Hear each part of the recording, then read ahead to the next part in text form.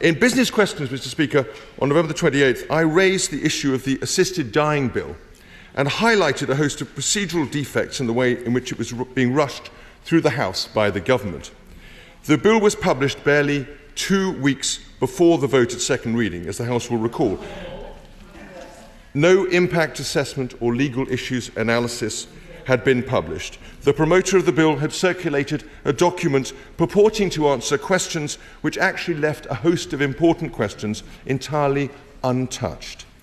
Those questions included the impact of the bill on the medical profession and the relationship between medical staff and patients, and on the provision and regulation of the different drugs and drug cocktails required. They included questions about the involvement of the judiciary in the process and the balance of probabilities test for coercion which the bill proposed. It was not surprising that the bill was and is being opposed by the Health and Justice Secretaries, with the former saying, "I do not think that palliative care, end-of-life care in this country, is in a condition yet where we are giving people the freedom to choose without being coerced by the lack of support available."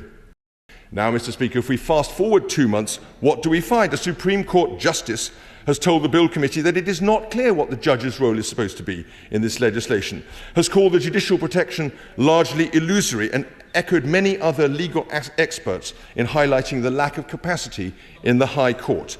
The government's own chief medical officer has specifically warned the Bill Committee that the NHS should not be rushed into becoming what would amount to a death service, and said that most doctors would not wish to take part in the final stages of an assisting dying process, and emphasised the medical vagueness of the idea of qualifying people as terminally ill.